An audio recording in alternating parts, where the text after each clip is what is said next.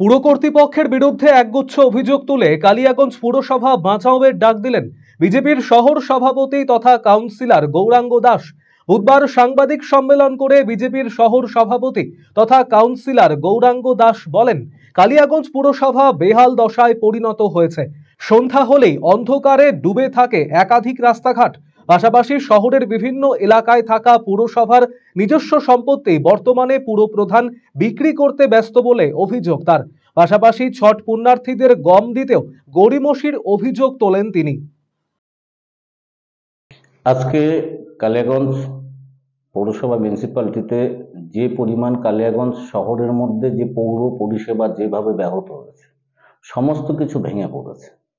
কালিয়াগঞ্জ পৌরসভা দিনকে দিন বিক্রির পথে চলে যাচ্ছে। একের পর এক জায়গা, সামনে পৌরসভার সামনে কর্মতীর্থ কমপ্লেক্সের পাশে জায়গা দোকান করে সেটাও বিক্রি। তারাবাজারের ওখানে ইলেকট্রিক অফিস, তার ভিতরে সেখানকার ভিতরেও দোকানপাট, সেটাও বিক্রি। সমস্ত দিকে জায়গা, সমস্ত পৌরসভার যেখানে যা জায়গা ছিল সমস্ত জায়গা দিনকে দিন সমস্ত কিছু প্রায় বিক্রি হয়ে যাচ্ছে। ডেভেলপমেন্টের কোনো রকম কিচ্ছু নেই। সমস্ত দিকে প্রত্যেকটা ওয়ার্ডে লাইটের যে ব্যবস্থা, যেসব পোলগুলোতে লাইট নেই, বারবার বলা সত্ত্বে আজ অবধি কোনো রকম লাইট লাগলো না। সমস্ত ওয়ার্ড থেকে বারে বারে সমস্ত কাউন্সিলররা বারে বারে বলা সত্ত্বেও আজ অবধি কোনো রকম লাইটের ইয়ে নেই। ড্রেনগুলো সমস্ত অপরিষ্কার হয়ে পড়ে রয়েছে। রাস্তাঘাটেও ভয়ঙ্কর পরিস্থিতি, যেখানে রাস্তাঘাটগুলো হচ্ছে কিছুদিন পরে সেই রাস্তার পিচ উঠে চলে যাচ্ছে, একদিন মাস যেতে না যেতে সেটা নিয়ে সমস্ত কিছু হচ্ছে। গাছ, পৌরসভায় এলাকার মধ্যে যেসব গাছ সেগুলো বিক্রি হয়ে যাচ্ছে। সমস্ত কিছু বিক্রি করে করে এইভাবে কতদিন চলতে পারে? এরপরে যা পরিস্থিতি আমরা দেখতে পাচ্ছি যে কালিয়াগঞ্জ মিউনিসিপ্যালিটিটাও আগামী দিনে থাকবে কিনা তার কোনো নিশ্চয়তা নেই।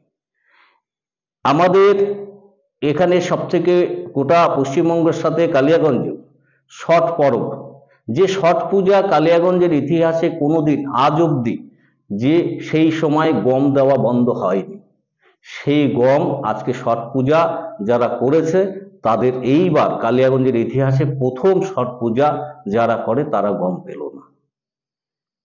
কিন্তু অপরদিকে দেখা যাচ্ছে একের পর কালিয়াগঞ্জে উৎসব, সেটা নিয়ে তারা ব্যস্ত হয়ে পড়েছে।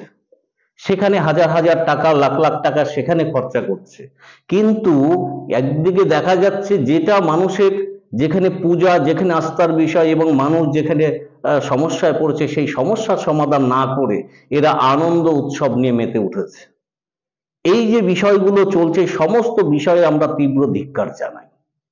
আমরা চাই কালিয়াগঞ্জ মিউনিসিপ্যালিটির সুস্থ এবং ভালো পরিষেবা মানুষকে দেওয়া। ট্যাক্সের যার ছিল 120 টাকা ট্যাক্স, সেই ট্যাক্স আজকে হয়ে কারো 1200 টাকা, কারো হয়তো 1500 টাকা, কারো 2000 টাকা। এই ধরনের আনলিমিটেড ম্যাক্সিমাম ট্যাক্সের বোঝা প্রত্যেকটা সাধারণ মানুষের মাথার উপর চাপিয়ে দেওয়া হচ্ছে।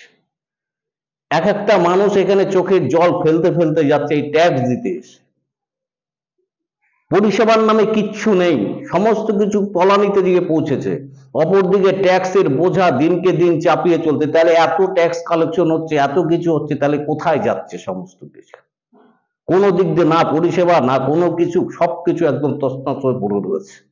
এই সমস্ত বিষয় নিয়ে আমরা তীব্র ধিক্কার জানাই এবং আমরা এই ডিসেম্বর চলতি মাসেই কালিয়াগঞ্জ পৌরসভা আমরা ভারতীয় জনতা পার্টির পক্ষ থেকে আমরা ঘেরাও করতে চলছি।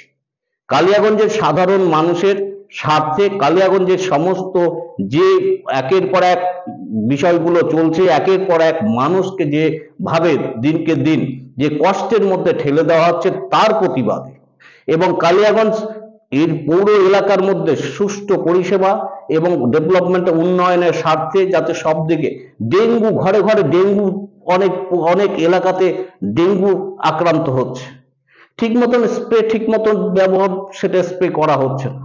যেখানে জঙ্গল বা নোংরা তোলা হচ্ছে সেখানে ব্লিচিং পাউডার ঠিক মতন দেওয়া হচ্ছে না। স্বাস্থ্য পরিষেবা যেটা মিউনিসিপ্যালিটির থেকে দেওয়ার কথা সেখানেও সমস্যা তৈরি হয়েছে। প্রত্যেকটা জায়গায় সমস্ত পরিষেবা ভেঙে পড়েছে। এই পরিস্থিতি কালিয়াগঞ্জ মিউনিসিপ্যালিটির মধ্যে চলছে। আমরা ভারতীয় জনতা পার্টির পক্ষ থেকে এই মাসে আমরা কালিয়াগঞ্জের সাধারণ মানুষকে নিয়ে আমরা বৃহত্তর আন্দোলন এবং কালিয়াগঞ্জ মিউনিসিপ্যালিটি ঘেরাও করতে চলছি।